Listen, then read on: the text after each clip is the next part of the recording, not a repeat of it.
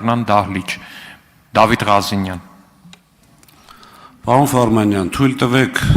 կտրականապես չհամաձայնվել են մտքի հետ, որ հանձնաժողովի նախագահները այսպես զրո նշանակություն ունի, շատ կարճ բացատրեմ, թե ինչու, ընդհանրապես գործիքակազմը ըստ կիրառելիության բավականին մեծ է, եւ երկրորդը գոնե Հայաստանում միշտ աշխատել է հետեւյալ սկզբունքը, ոչ թե պաշտոնը պետք է մարդուն գեղեցկացնի, այլ մարդը պետք է գեղեցկացնի այդ պաշտոնը։ Այս պարագայում ոչ թե գեղեցկացնի, այլ ավելի արդյունավետ դարձնի։ Ամեն դեպքում եւ մի առաջարկել ունեմ, եկեք մենք չքննարկենք մեզ ընտրել են, չեն ընտրել, ոնց չեն ընտրել եւ այլն։ Խնդրում եմ այդ թեման փակենք, որտեղ իմ համար հաճելի էր ամենայն դեպս այդ որոշում լսելը, բոլորը գիտեն դրա մասին։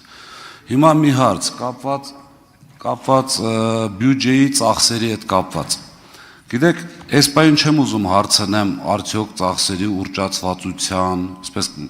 ի տարբերություն իշխանության, եկեք անմեղության կանխավարկածը ես պայ եմ որպես իրավաբան, ես ուզում եմ խոսել ավելի շատ արդյունավետության մասին։ Հիմա տեսնում ենք բազմաթիվ, եթե ոչ բազմաթիվ կան փակ հոդվածներ եւ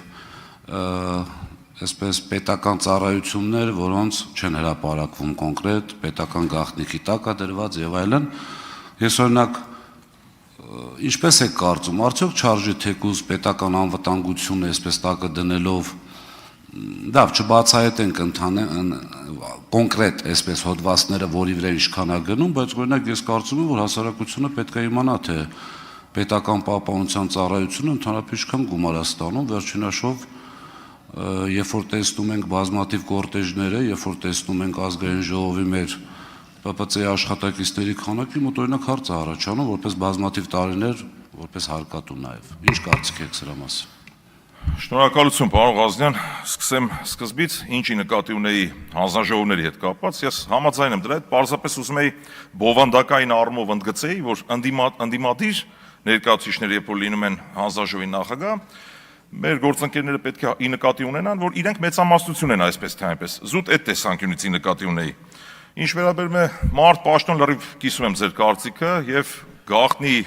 հոդվածների, ընդհանրապես այդ գաղտնի զեկուցող, այսինքն նաեւ նույն տրամաբանության մեջ է մտնում մեկ անձից գնումները, երեք տեսանք ստեղ ինչ կատարվեց ձեզ դահլիճից դուրս անելու համար, երևի 20 հոգի մարդ եկավ, ես չհասկացա ինչի համար,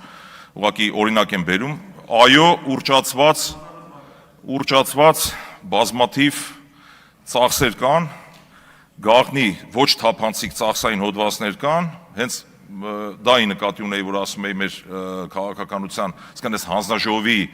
բովանդակությունը պետք է դրանում կայանա, այսինքն մենք կարողանանք բացահայտել հնարավորինս մեզ տրված այդ գործիքակազմով, ինչ հնարավորություն որ կունենանք։ Մեր գործը դա է, մենք այդ առաքելություն ունենք, այսինքն մեր հանրությունը մեզ գործուղել է ստեղ, որ այդ ամենը անենք մենք։ Եվ ամենագլխավոր բաներից մեկը դա հենց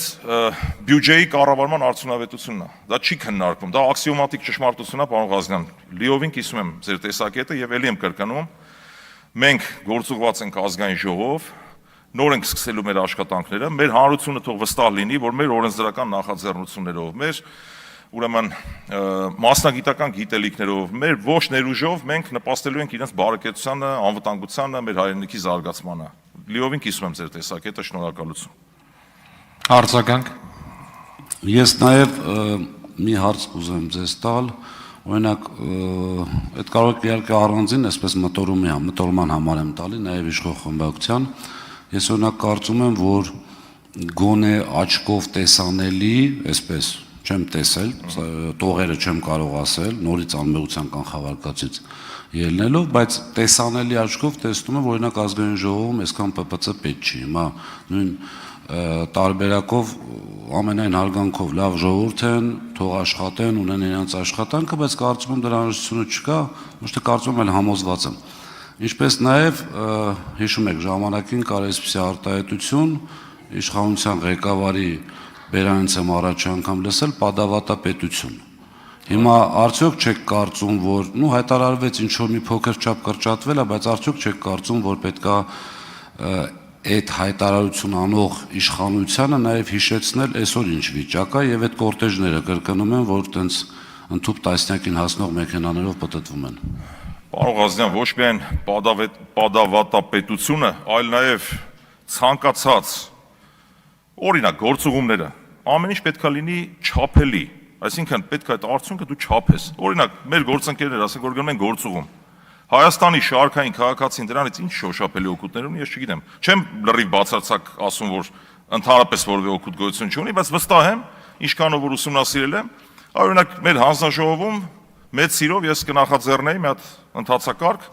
այդ պարզեինք այդ գործուղումների վրա, որ ծախսերը կատարվել են, մարդիկ գնում են տուրիստական նպատակով, թե գնում են ինչ-որ գործանելու մեր երկրի համար։ Սա ուղղակի մասնավոր օրինակ եմ բերում։ Եվ մեր հանրությանը մենք պետք է կարողանանք ցույց տալ մեր օրինակով առաջին հերթին։ Սա ոչ թե պոպուլիստական քայլ է, ոչ թե PR-ը, այլ մեր օրինակով մենք պետք է կարողանանք ցույց տանք։ Այդ որ ասում էի ծառայողական մեքենայից հրաժարվել, ասենք տեսականորեն հնարավոր է, չէ՞, որ մարդ ունենա ծառայողական մեքենա, իմ ասենք, այս բան չկա։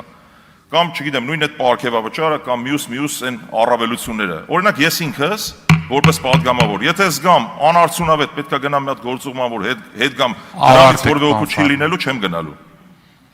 Շնորհակալություն։ Վաղինակ Վարդանով։